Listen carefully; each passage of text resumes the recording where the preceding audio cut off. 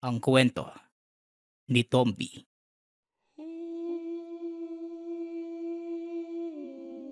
Ang kwentong ito ay hango sa totoong buhay. Mula ito sa isa nating tagapakinig.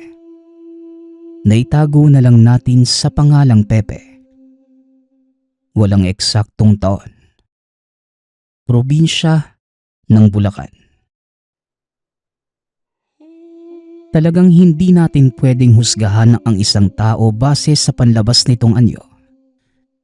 Ito ang kwento ng ating tampok na karakter. Kilala sa lugar si Pepe dahil sa kanyang panlabas na anyo. Kadalasang kinukudya. Pinagtatawanan ng mga tao. Kadalasan ding sinasaktan. Ngunit lingid sa kalaman ng mga ito na may kakaibang katangian itong tinatago. Kaunting pagpapakilala sa ating bida. Kilala bilang Pepeng Kuba dahil na din sa kapansanan nito.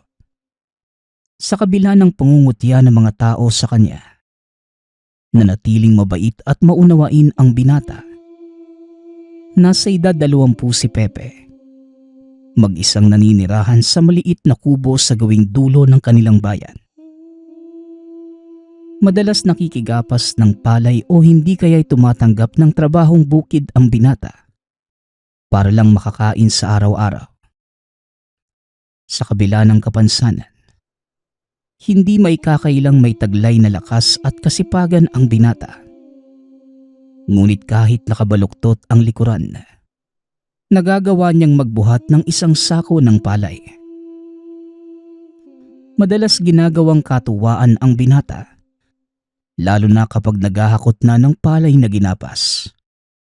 Dahil pinagpupustahan ito ng mga kasamahan niya. Madalas nananalo si Pepe sa mga ganitong paligsahan. Kaya naman kahit papano, may mga kaibigan din ang binata. Walang nakakaalam ng totoong katauhan ni Pepe. Maliban na lamang sa malapit niyang kaibigang tawagin na lang natin sa pangalang Tonton. Kagaya ng binata, may kapansanan din ito. Kadalasang nagiging tampulan ng pangungutya ng mga tao. Dahil putol ang kanang braso nito at wala na ang ilong at kanang tenga dahil sa sakit na ketong. Aatras tayo ng ilang taon.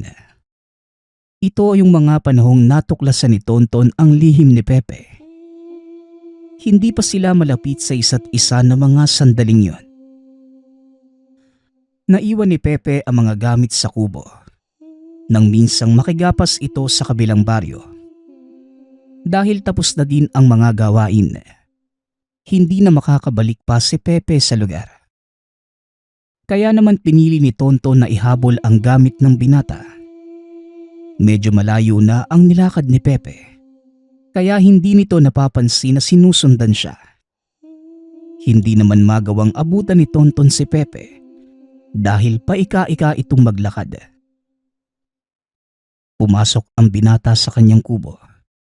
Kumpiyansa itong walang ibang taong nakasunod sa kanya dahil gawing dulo na ng baryo ang tahanan.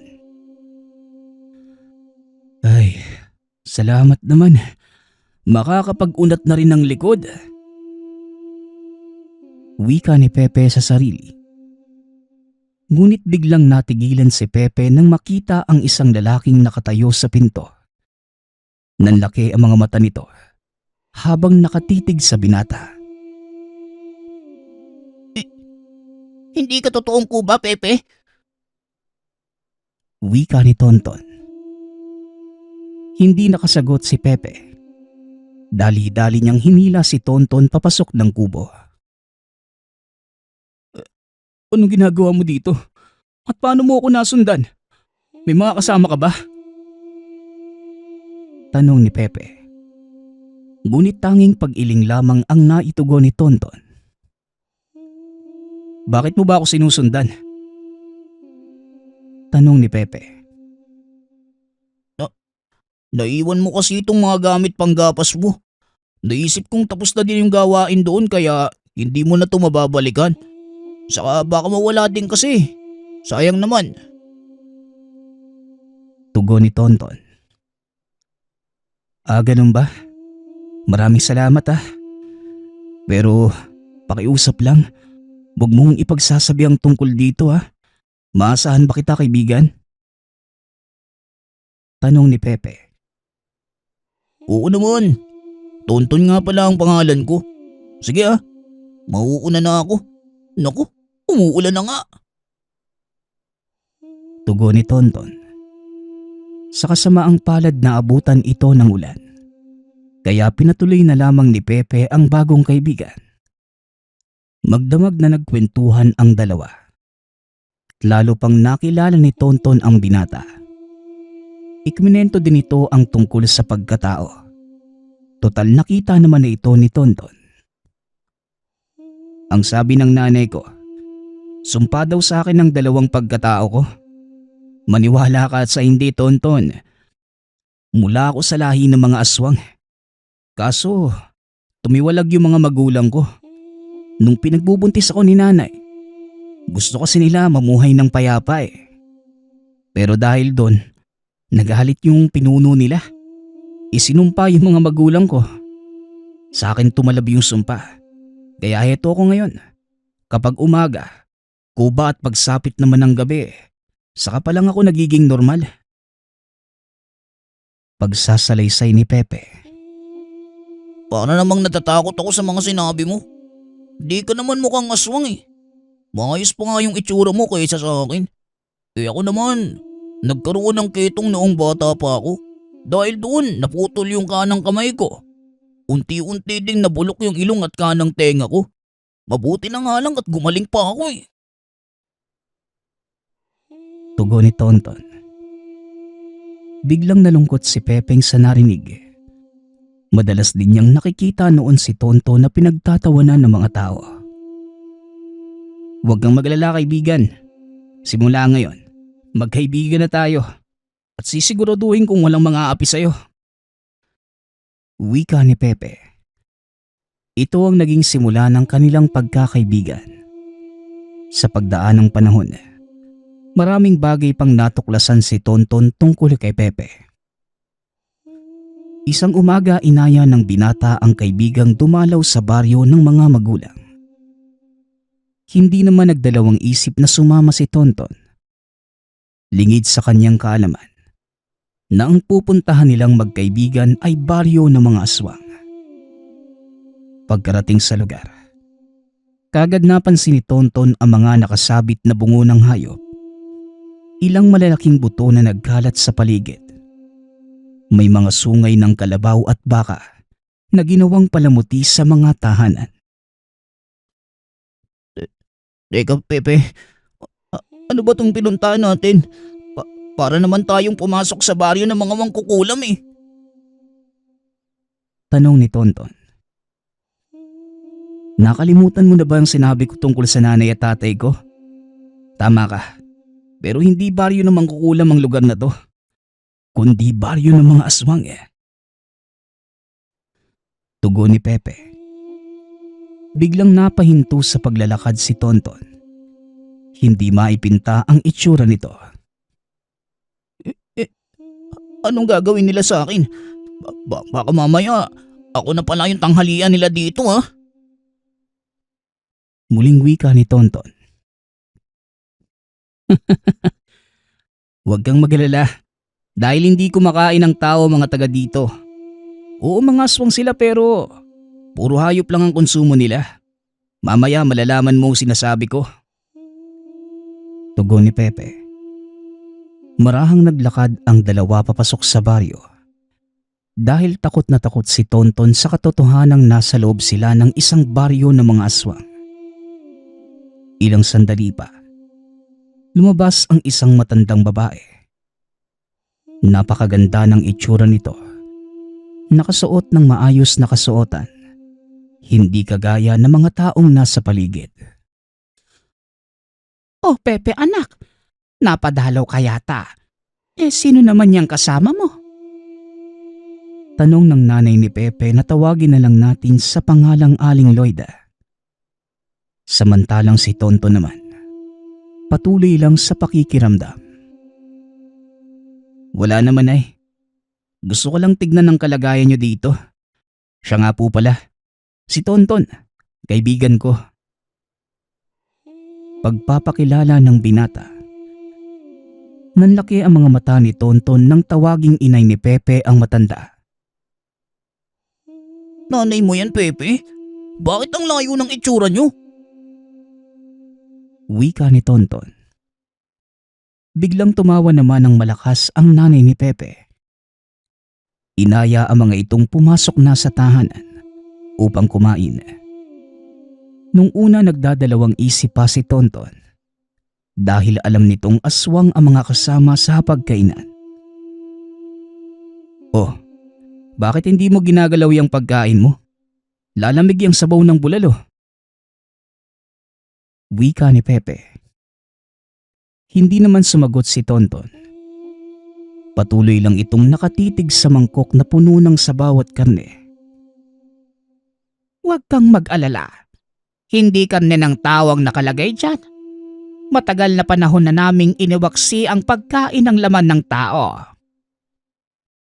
Wika ni Aling Loida. Tama si Nanay Tonton.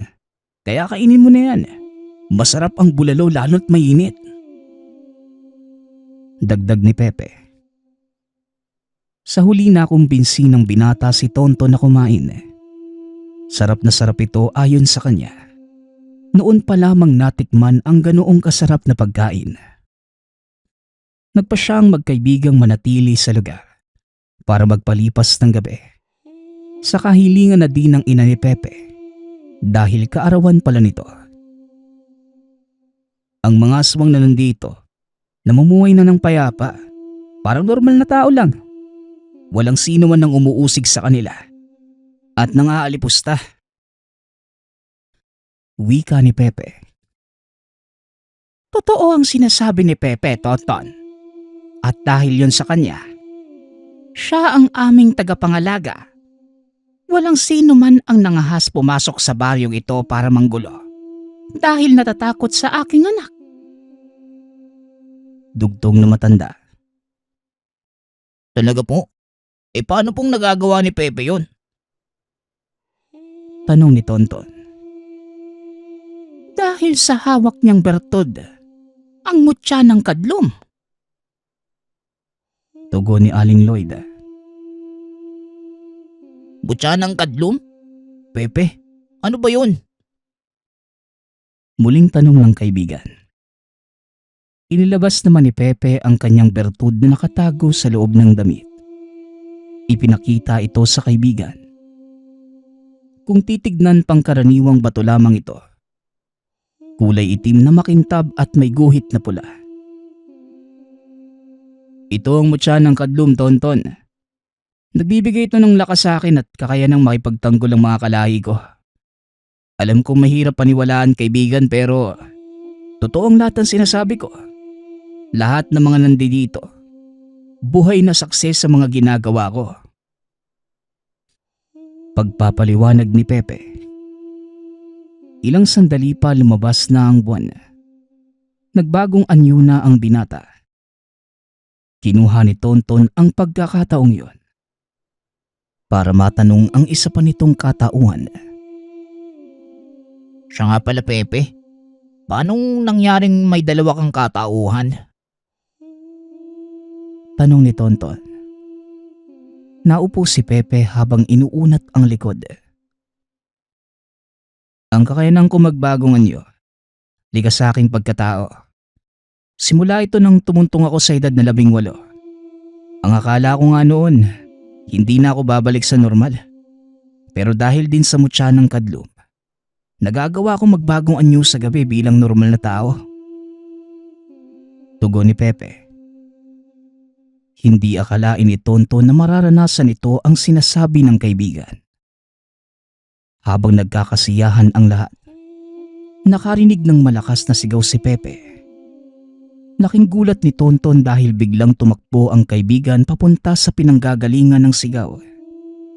Dali-dali namang sumunod si Tonton. Tumambad sa kanya ang ilang patay na katawan ng mga nilalang. May isa pang humagis papunta sa kinaroroonan. Nanlaki ang mga mata nito nang makita si Pepe na nakikipagbununa sa mga nilalang. Pinagtutulungan siya ng mga ito, ngunit walang magawa ang mga kalaban. Hindi nagtagal ang labanang yun. Kaagad nagsipagtakbuhan ang mga ito na mapagtantong hindi nila kaya ang kalaban. Ay nako, kahit kailan talaga, hindi na nadala ang mga yun. Wika ni Pepe. Sabay sipa sa isang nilalang na nakahandusay sa lupa. Anong nangyari, anak? Tanong ni Aling Loida. Sumugod na naman po dito yung grupo ni Tio Oslob eh. Hindi ko alam kung kailan nila tayo titigilan. Tugon ni Pepe. Hindi titigil ang tiyuhin mo hanggat may nakikita siyang buhay mula sa ating panig, Pepe. Muling wika ni Aling Loida. Huwag po kayong mag-alala, Nay. Dahil hindi rin ako magsasawang pigilan sila. Hanggat nakatayo ako, walang makakagalaw sa inyo, Nay. Tara na, bumalik na tayo. Hindi pwedeng masira ng mga ito ang kaarawan mo. Wika ni Pepe. Nanatiling nakatulala si Tonton kay Pepe dahil hindi ito makapaniwala sa ginawa ng kaibigan. Kinabukasan, nagbalik ang dalawa sa bayan dahil may trabaho pa sila sa bukid. Simula ng araw na yon, palagi nang magkasama ang dalawa sa kahit anong trabahong nakukuha ni Pepe. Bilang tulong na din sa kaibigan dahil wala na itong pamilya. Simula nang magkasakit ay iniwan na siya ng mga ito dahil sa pag-aakalang wala ng pag-asang gumaling. Ngunit tila isang himala din ang naganap kay Tonton dahil kusang naghilom ang mga sugat nito sa katawan niya. Nag-iwan ito ng markang hindi na kailanman mawawala pa. Sa kabila ng pangungutiya sa kanilang dalawa, nanatiling positibo ang magkaibigan. Piniling tutukan na lamang ng pansin ang paghahanap buhay.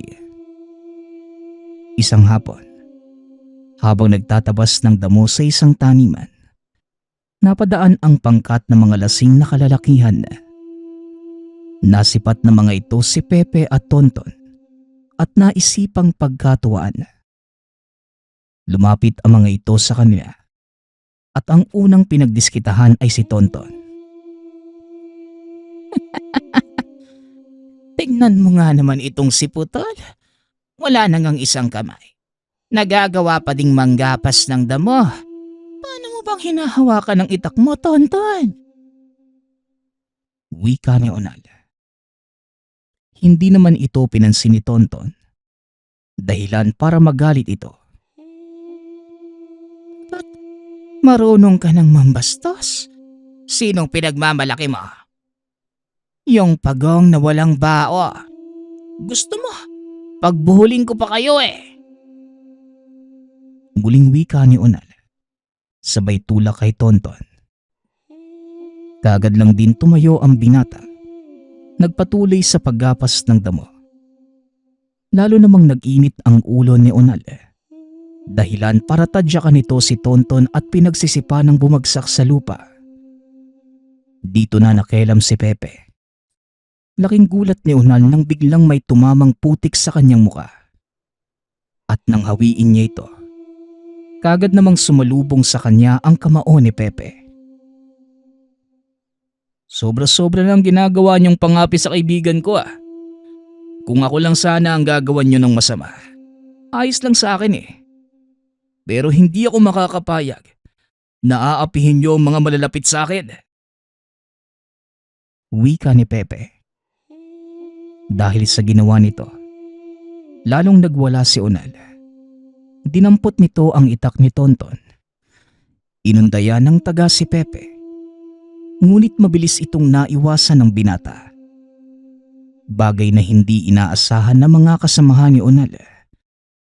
Dahil ang alam nila, mabagal kumilos ang binata at walang kakayanang ipagtanggol ang sarili.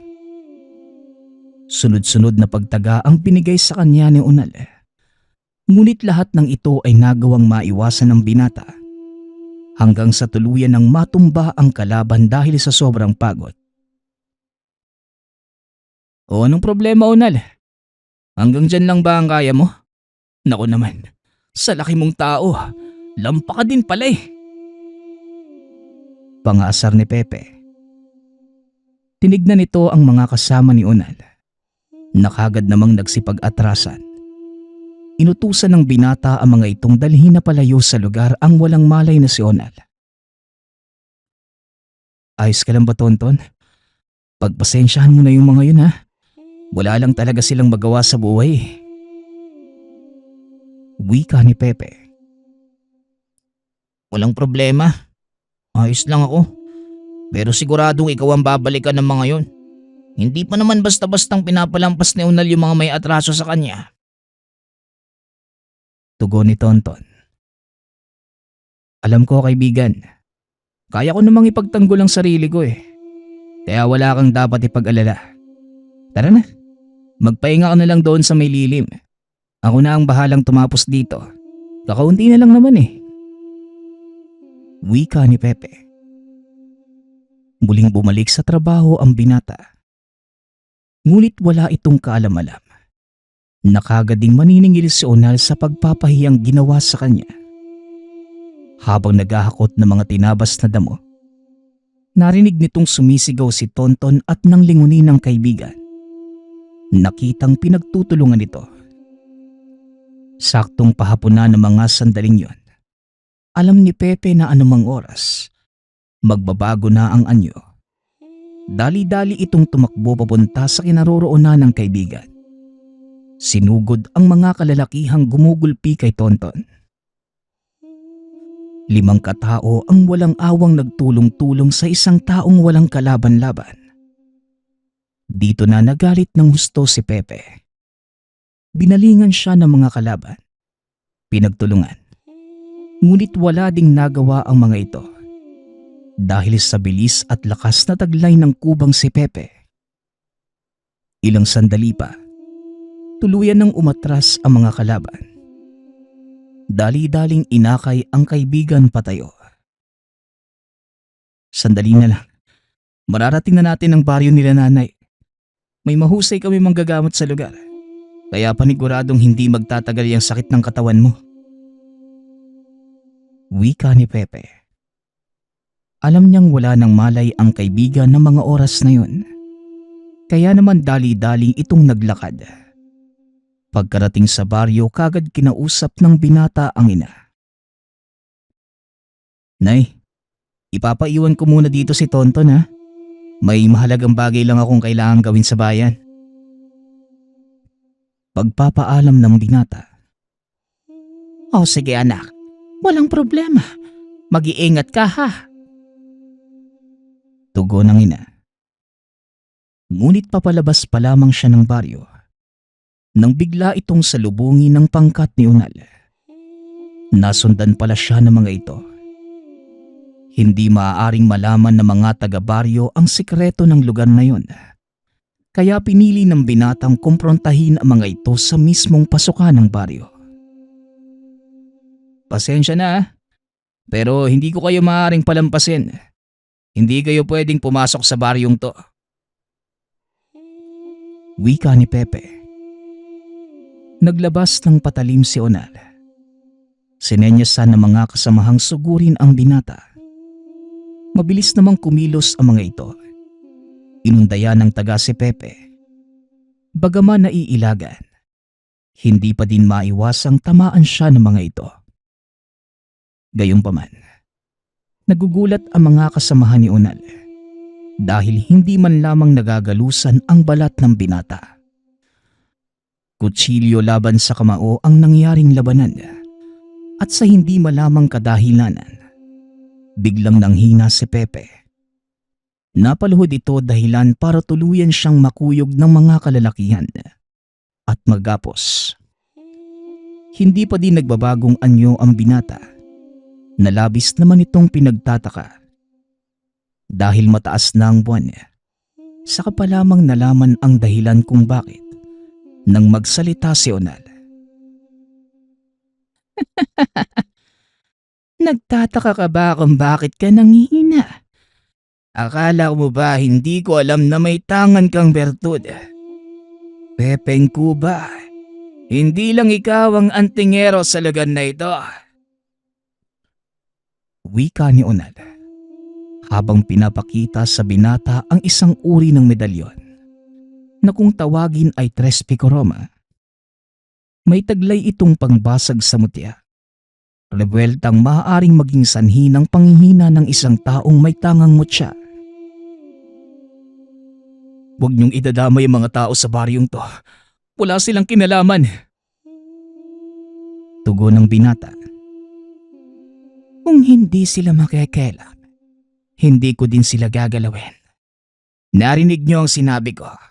Walang makikialam. Muling wika ni Unal. Napalingon naman si Pepe. Nanlaki ang mga mata dahil nakita ang mga kalalakihan sa baryong nagtitipon-tipon sa kanilang kinaroroonan. Mukhang kailangan nyo nang umalis, Unal. Hindi kayo sasantuhin ng mga taong yan. Wika ni Pepe. Nanlaki ang mga mata ni Unal nang makita ang napakadaming tao. Dahan-dahang naglalakad ang mga ito papunta sa kanila. Ang ilan ay nanlilisik ang mga mata habang umaangil ng mahina. Aswang. Mga aswang nakatira dito. Mga kasama, pakbo na kayo. Wika ni Unal. Sabay takbo palayo. Naiwan ang mga kasama nitong nagkakandara pa din sa pagtakbo. Dali-dali namang hinabol ng mga tao ang pangkat ni Unal. Ngunit kagad itong pinigilan ni Pepe dahil ayaw niyang mabahiran ng dugo ng tao ang kamay ng mga kababaryo. Huwag na kayong mag-abalang habulin sila. Ayokong bumalik kayo sa dating gawi. Maayos na kayo namumuhay bilang normal na tao eh. Hindi na ako papayag na mabahiran ng dugo mga kamay ninyo. Wika ni Pepe. Matapos kagad itong umalis para sundan ang pangkat ni Unal. Swerte namang nagbagong anyo ang binata. Kaya madali na para sa kanya ang habulin sina Unal. Limitado lamang ang oras sa anyong yon, kaya kailangan niyang magmadali. Naabutan niya ang mga ito sa bukid habang patuloy na tumatakas. Dali-daling tumakbo ang binata para mahabol ang mga ito. At sa pagkakataong yon, kailangan niyang patayin si Unal dahil maaaring kumalat ang nalaman ng mga ito. Nanlaki ang mga mata ni Unal nang makita ang binatang papasugod. Sino ka? Isa ka din ba sa kanila?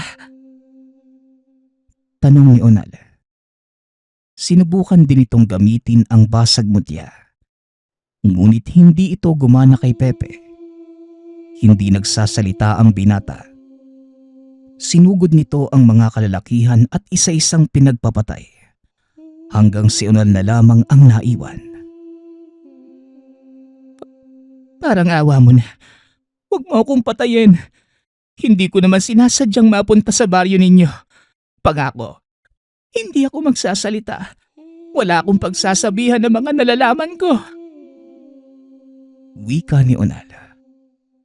Sa pagkakataong yon, pinalampas ng binata si Unal.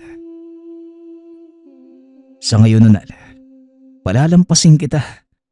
Pero sa oras na galawin mo pa ang mga taga-baryo, hindi na kita mapapatawad. Tugon ng binata. Sabay lakad papalayo. Dali-dali namang umalis si Unal.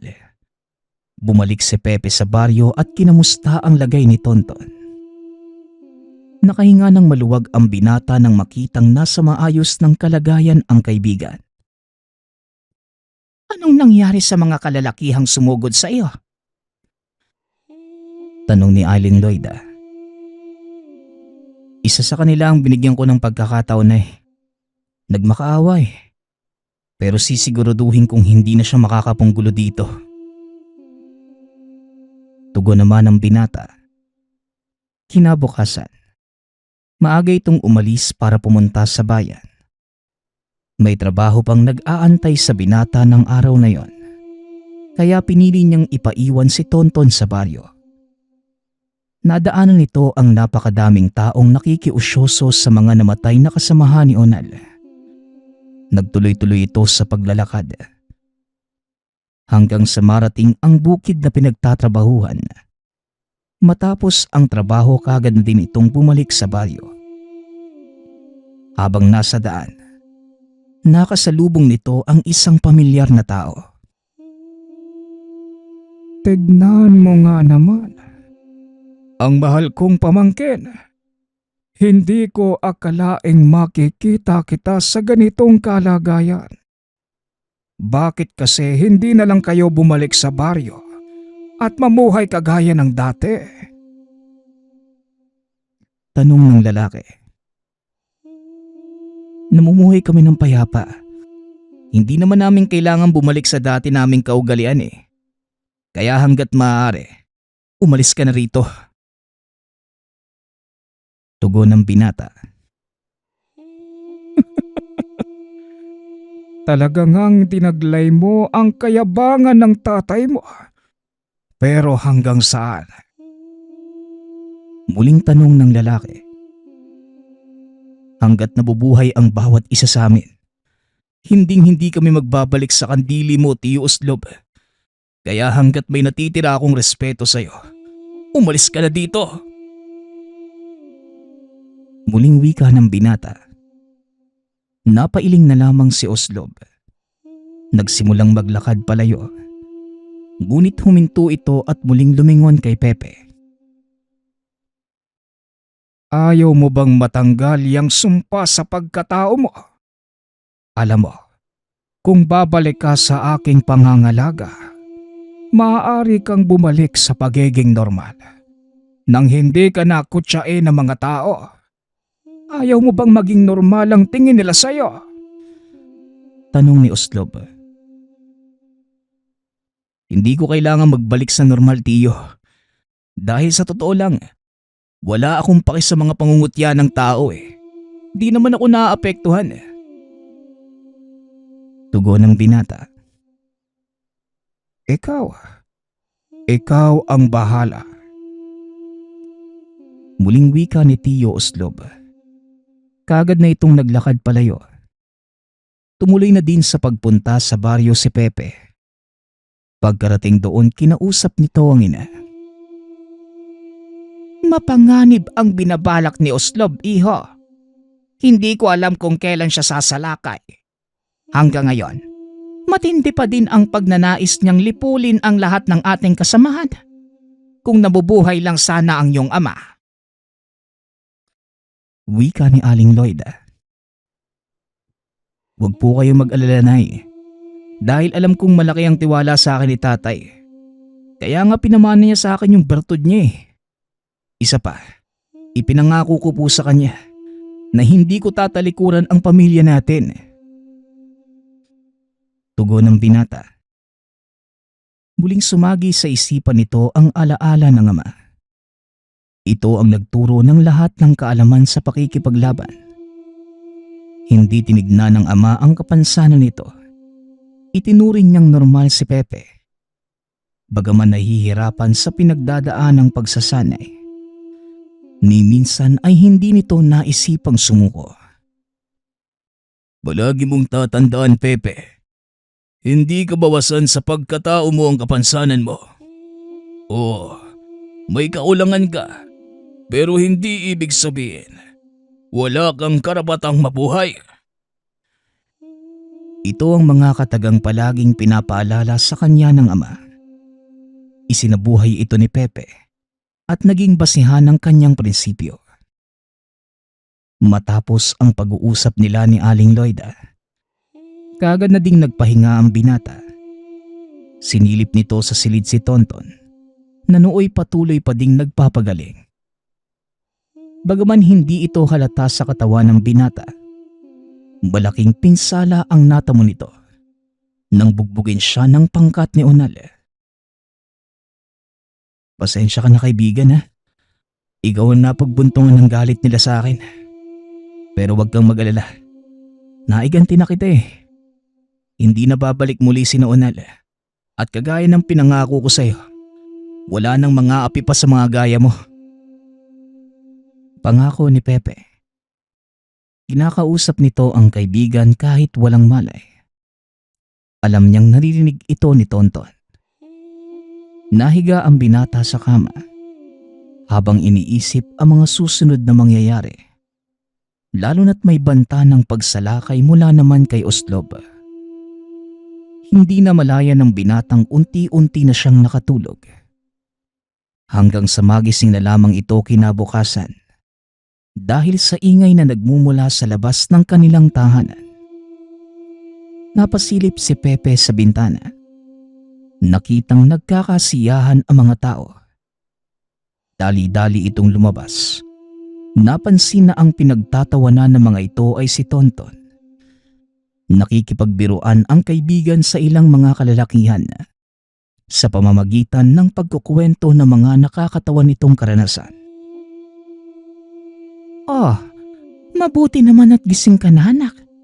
Heto, inumin mo ang mainit na kape nang magising naman yang diwa mo. Wika ni Aling Loida. Mabuti na lang at nagising na si Tonton, no? Kinakabahan talaga ako sa kanya na eh. Ang buong akala ko, hindi na siya makakabalik. Tugon ng binata. Malakas ang pangangatawan ng binatang yan. Kaya alam kong magagawa niyang makaligtas. O siya, maiiwan na muna kita dito at kailangan kong magluto ng ulam para sa agahan. Muling wika ng ina. Patuloy na pinagmasdan ni Pepe ang kaibigang nakikipagtawanan. Noon pa lamang niya nakitang ganon kasaya si Tonton. Kaya naman nakapagpasya ito na doon na lamang patirahin sa baryo ang kaibigan. Ilang sandali pa, tinawag sila ni Aling Loida para mag-agahan. At habang kumakain, sinabi ni Pepe ang plano para sa kaibigan. Hindi naman ito tumutol dahil mas nagustuhan ni Tonton ang lugar kesa sa pamayanang kinalakihan nito sa bayan. Hindi ko akalaing mababait pala yung mga nakatira dito, no? Marami na din ang naging kaibigan ko sa lugar. At miniwala ka man sa hindi. Walang halong pagkukunwari yung pakikipagkaibigan nila, ha? Wika ni Tonton. Kung ganun, handa ka na ding maging aswang? Tanong ni Pepe. Hindi alam ng binatang seseryosohin ito ng kaibigan. Kung pwede nga lang, Ping, eh. Hihilingin ko na lang na sana kagaya ako ng mga magulang mo. Nang sa ganun, kahit papano makatulong ako sa'yo. Wika ni Tonton. Biglang napawi ang ngiti ni Pepe nang marinig ang mga katagang yun. Ni minsan hindi pa ito nakarinig ng isang normal na tao na nagdanais na maging isang aswang. Masyado mo namang sineseryoso ang mga sinabi ko. Alam mo pare, kahit naman may kakulangan ka, hindi naman yan hadlang para mamuhay ka ng normal eh. At makatulong sa akin. Tignan mo yung mga kasama mo kanina. Alam mo ba yung mga yon? Yun ang unang beses na narinig namin silang tumawa ng ganong kalakas. Wika ni Pepe. Oo, Tonton. Tama ang sinabi ni Pepe. At ikaw ang dahilan ng masayang tawanan yon. Kaya wag mong iisipin na wala kang silbi dahil lang sa kakulangan mo. Hindi mo namamalayan. Unti-unting naibabalik ang buhay sa baryong ito nang dahil sa'yo. Dagdag ni Aling Loida. Matapos kumain, naglakad-lakad ang dalawa sa baryo. Ipinakita ng binata ang buong paligid. Napansin naman ni Tonton na walang mga bata sa lugar. Pepe, napansin ko lang na bakit walang mga bata dito? Tanong ni Tonton. Isang sumpa sa mga kagaya nila nanay ang hindi magkaanak. Kaya laking pasasalamat nga nila dahil nailabas ako sa mundo bago pa sila tamaan ng sumpa. Kaya ako ang kahuli-hulihang sanggol na isinilang sa aming lahi, Tonton. Tugon ni Pepe. Talaga? E di wala nang magpapatuloy ng lahi ninyo. Muling tanong ng kaibigan. Yon ang kalungkutang buwabalot dito sa baryo. Hindi na magkakaanak pa yung mag-asawang mula sa aming grupo Dahil din dito, nakapagpasya na kami na hindi na ituloy ang lahi namin. Lalo na kung pasakit lang ang pagdadaan ng mga susunod sa amin. Tugon ni Pepe. Biglang napaisip si Tonton sa sinabi ng kaibigan. Napagtanto nito na kung malungkot ang kanyang buhay, mas malungkot pa pala ang mga nasa baryong yun. Dahil wala nang magpapatuloy ng kanilang angkan.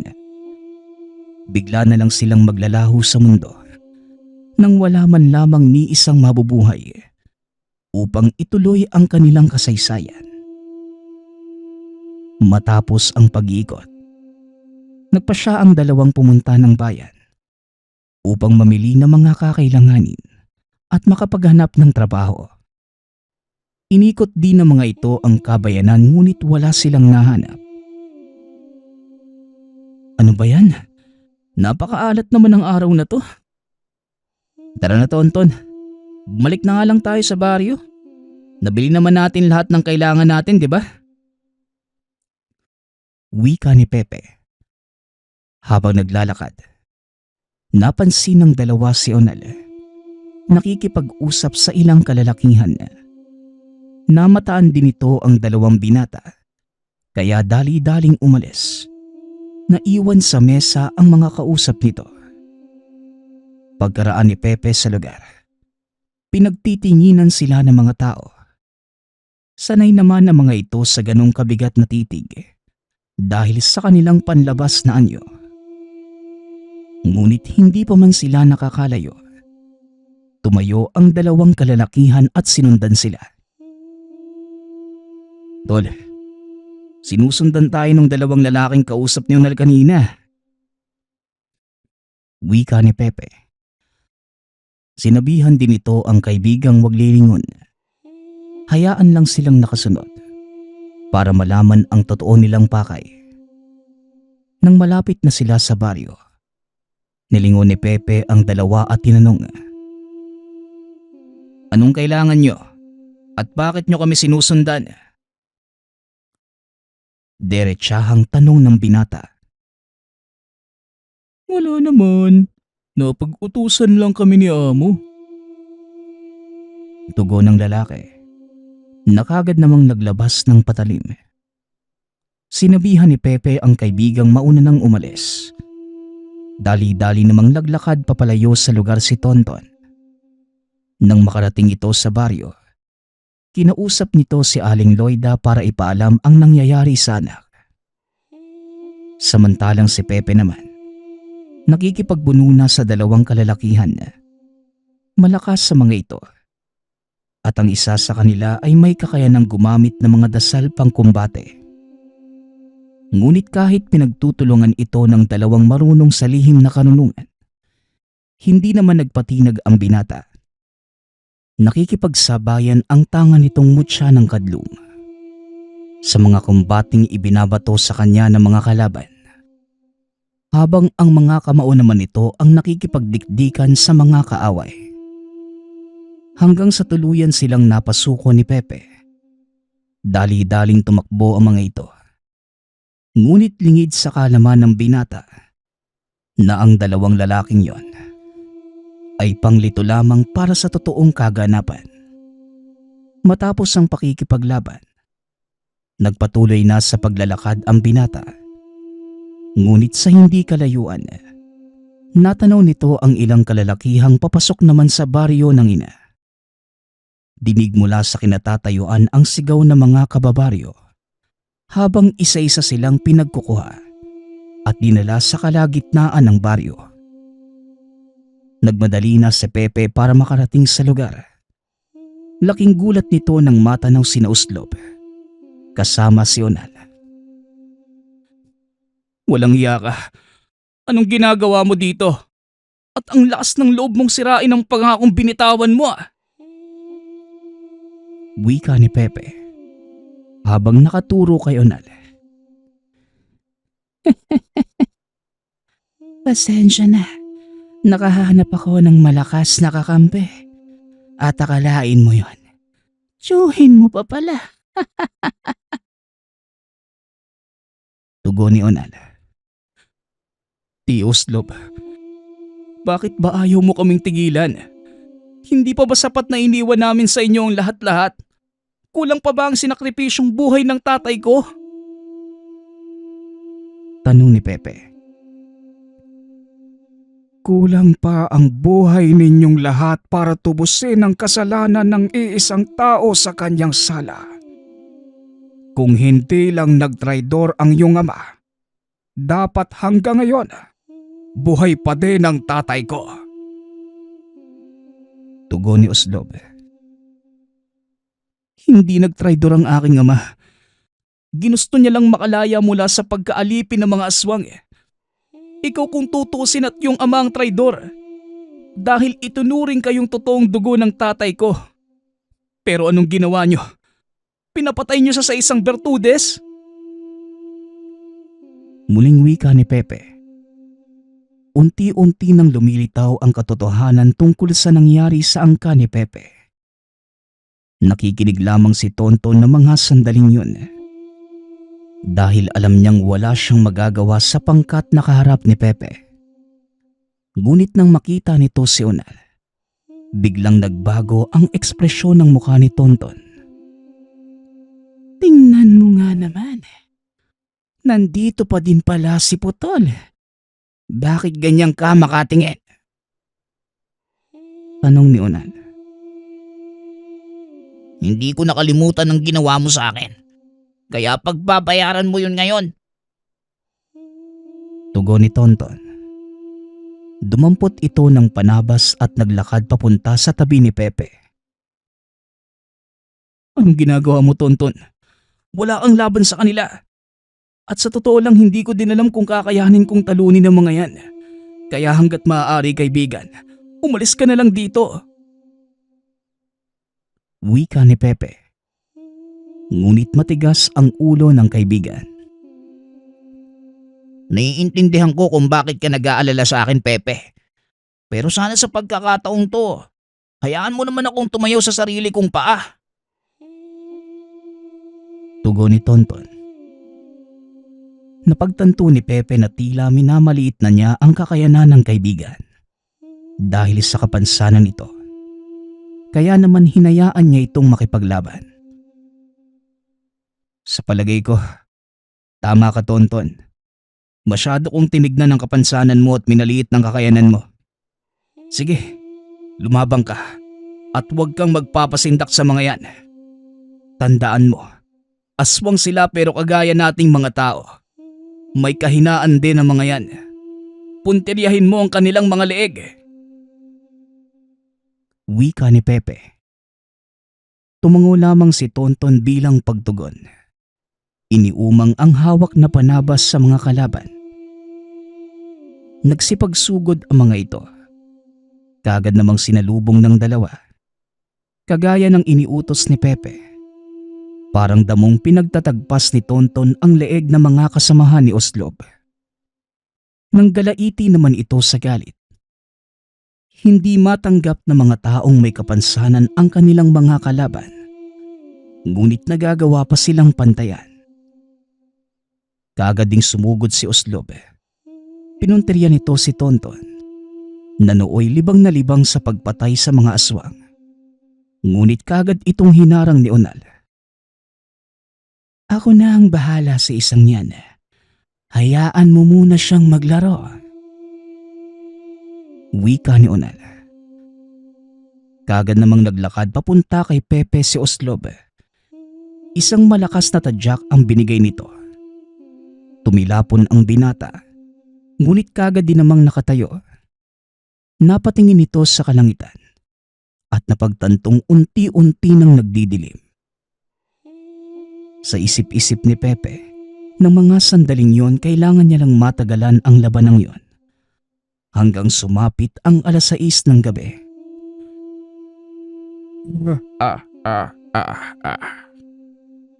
Hindi ka mananalo laban sa akin sa ganyang antas, Pepe. Wala pang aswang na may matinong pangangatawan ng humamon sa akin. Kaya natatawa lang ako sa iyo. Dahil ikaw ang kauna-unahang kuba na naghamon sa akin sa laban. Ano bang pinagmamalaki mo?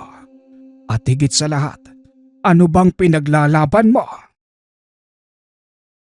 Wika ni Oslob habang naglalakad papalapit kay Pepe na nooy pilit itinatayo ang sarili. Iisa lang ang pinaglalaban ko, Tiyo Oslob. At yun ang ipagtanggol ang baryong binuo ng tatay ko. Ayaw na nilang bumalik sa dating buhay nila. Kaya hayaan mo na silang mamuhay sa gusto nilang paraan. Dugo ni Pepe. Hayaan. Naririnig mo ba ang sarili mo, Pepe? Mga aswang sila. Nabibilang sa kadiliman. At kailanman hindi magkakaroon ng mapayapang buhay. Delusyon lamang ang sinasabi mo. Isang pangarap na malabo pa sa sabaw ng bulalo. Tugon ni Oslob habang pinagsusuntok ang binata. Pilit namang kinakaya ni Pepe ang mga atake nito. Hanggang sa umabot na sa puntong tila babagsak na ang katawan. Ilang beses din siyang inihagis ng kalaban. Ngunit patuloy pa din itong tumatayo. Ang pinagtataka ni Oslob kung bakit hindi lumalaban si Pepe. Anong nangyayari? Bakit hindi ka lumalaban? Huwag mong sabihin sa akin hanggang salita lang ang kaya mong gawin. Tanong ni Oslob. Ngunit hindi naman nagsalita ang binata. Sa halip ay patuloy pa din ito sa pagtayo. Kahit ilang ulit na siyang bumabagsak, hindi na may kilos ng binata ang mga kamay at tila namamanhid na ang buong katawan. Patuloy pa din sa pag-atake sa Oslob. Ipinakita nito ang totoong intensyon. At yun ay patayin si Pepe. Sa kabilang banda naman, halos maubos na ni Tonton ang mga aswang. Nagtatamo din ito ng pinsala. Ngunit kagaya ni Pepe, nanatili itong nakatayo at lumalaban hanggang sa magharap na sila ni Onal. Winasiwas ni Tonton ang sandata. Ngunit sa kasamaang palad, nagawa itong saluhin ni Onal. At dahil iisang kamay lamang ang gamit ng binata, madali lamang naagaw ng kalaban ang hawak nitong sandata. Ang lakas naman ng loob mong kalabanin ako. Sino ka ba sa tingin mo?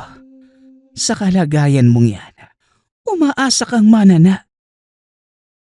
Hindi na nito naituloy ang sasabihin dahil bigla siyang sinaksak ni Tonton ng patalim na nooy nakatali sa putol na kamay ng binata. Hindi ako umaasa. Alam kong mananalo ako laban sa'yo. Wika ni Tonton, sabay dampot ng panabas. Tinaga sa ulo ang kalaban. Nakahinga ito ng maluwag dahil halos walang natira sa mga kasamang aswang ni Oslob.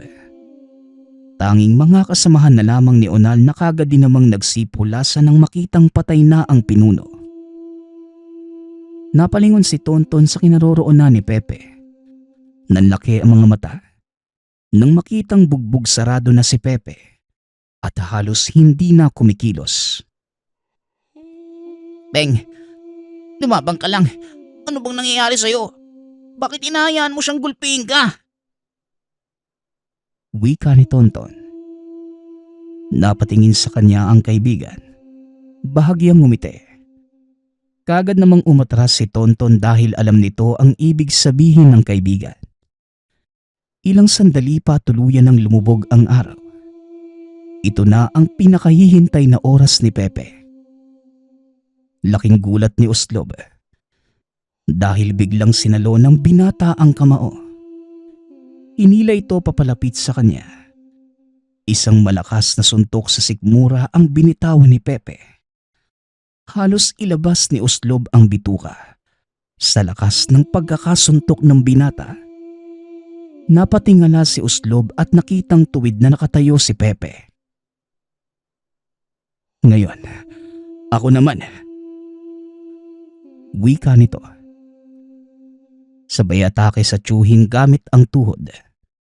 Napubulagta sa lupa si Oslob at akmang babangon pa sana ito nang bigla siyang apakan ni Pepe sa dibdib.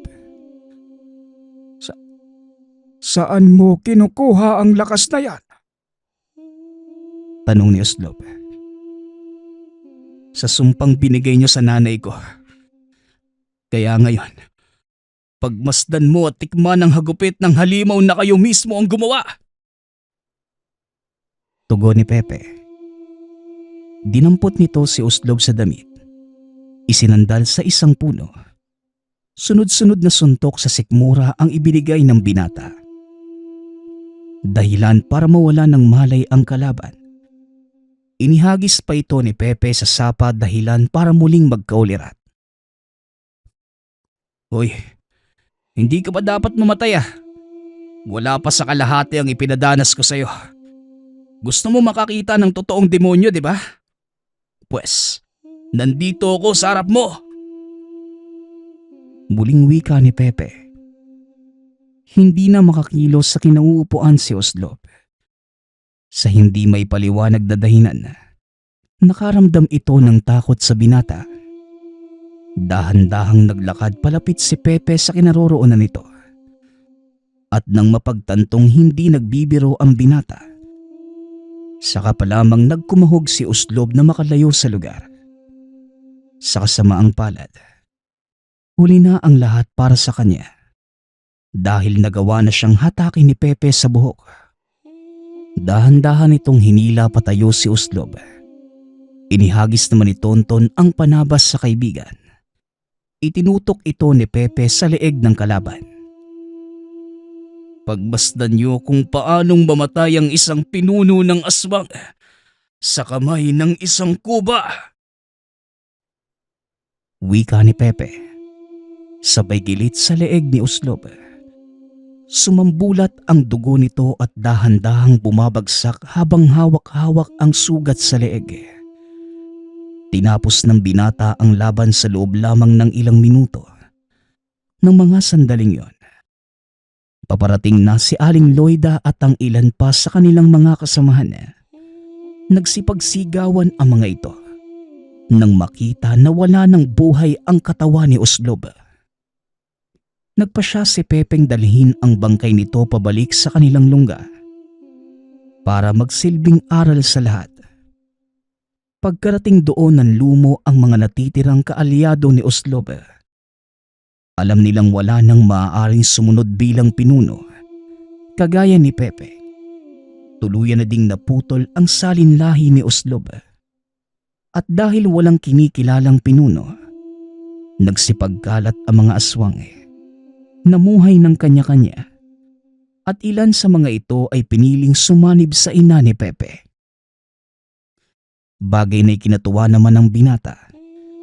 Nakahinga na din ito ng maluwag dahil sa wakas, natuldukan na ang kanilang problema.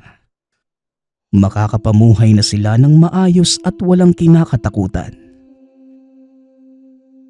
Ton, mula sa araw na to, hindi ka na pagtatawan at kukutsain dahil sa kapansanan mo. Dumito ka na din sa baryo nang may matawag kang pamilya. Wika ni Pepe. Siyempre, di na ako aalis dito, no? Malaki yung pasasalamat ko sa inyo dahil nagkaroon ako ng mga taong matatawag kong pamilya.